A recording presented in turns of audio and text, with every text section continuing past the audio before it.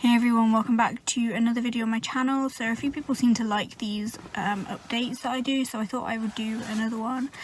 I wouldn't say they're mental health updates, I'd just say they're like life updates in a way.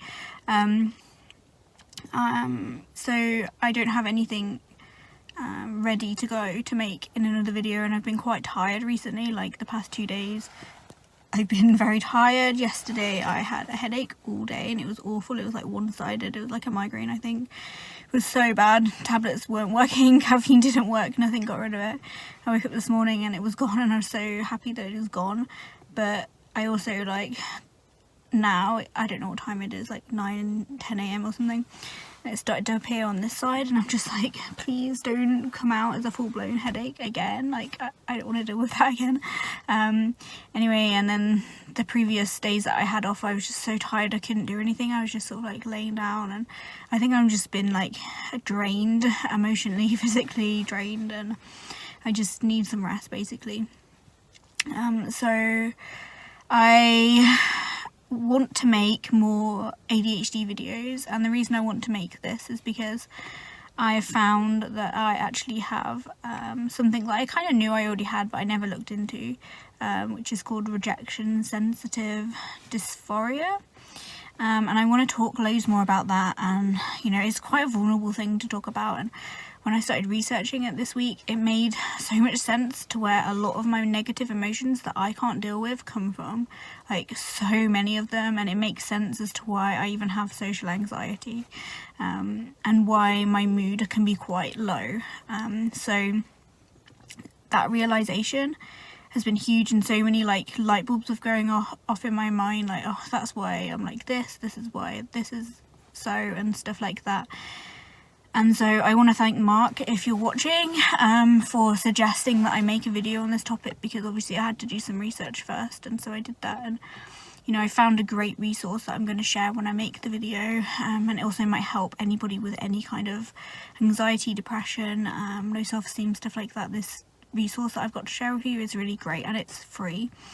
Anyway, yeah, so I've kind of realised that even though I take ADHD medication, like, I still have ADHD, and it sounds really funny, like, of course, like, it doesn't just disappear, it doesn't just go away, and I am taking a fairly low dose of medication as well, and it just makes so much sense that I would still have difficulties due to ADHD, and I've just been like, well, it's just my personality or something like that, when actually, like today, like, I've just been to the shop in Morrison's, and I didn't pick up a basket even though I needed a basket full of stuff. And you know how things are laid out right now because of coronavirus, it's not like you can just go and walk back right to the beginning where you can pick up baskets. So I didn't have a basket, so I carried a load of stuff, and then I needed more stuff, so instead, because like my brain was just in another place while I was like meant to be taking this basket, my head was somewhere else, and then I was just like, oh right, I need to get a basket, and I couldn't find a basket, so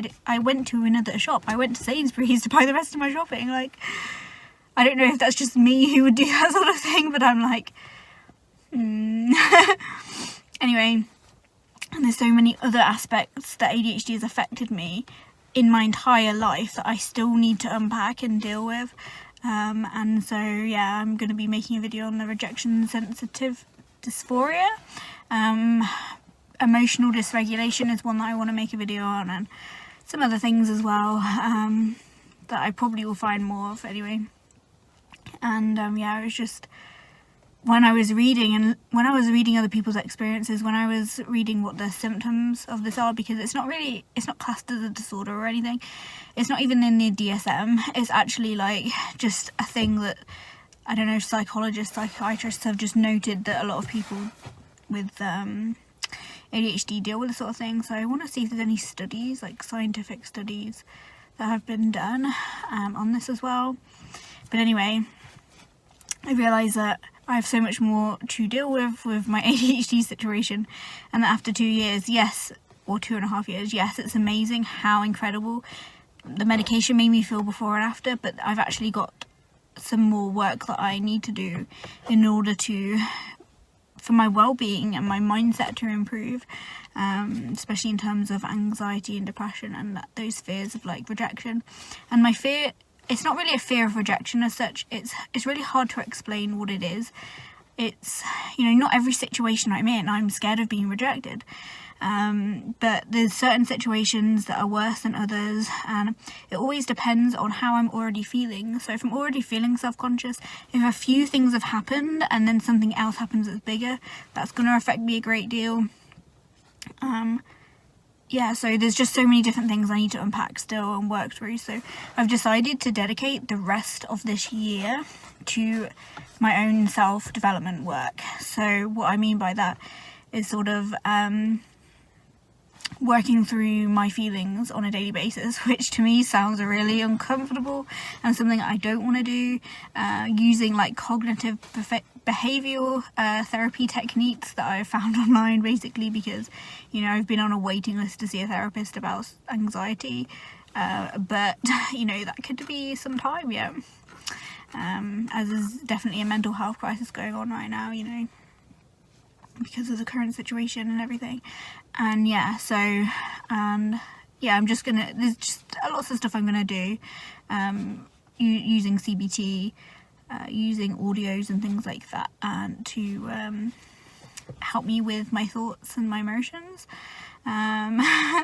It's a hard thing to really understand if you haven't done all the research, and then it's even harder to try and like figure out how not to feel like that, because people with RSD will feel rejection a lot stronger than other people. Like, it's something that's just really intense physical sensation, and it's horrible. It's like the worst thing, I think, the worst emotional thing that I go through as a person, and it's really the only strong emotional thing that I go through as a person. But I can always relate it back to RSD, and it's such a strong feeling that it's a cycle. So it's hard to explain, but it's a cycle. So such a strong feeling that you have when you're rejected, even at an earlier age. Like, people with ADHD have it, people with like other conditions have it, people sometimes think it's BPD, and sometimes people have it with people have it with BPD. Like, there's lots of different things you can have it with, like social phobia and stuff like that, but mine's mostly from ADHD, I think. Anyway, seems to be very common. And so when you're growing up and you have these strong feelings when you're rejected, it hurts so much, even though you can kind of see that's irrational, as I can, which makes it even harder to deal with.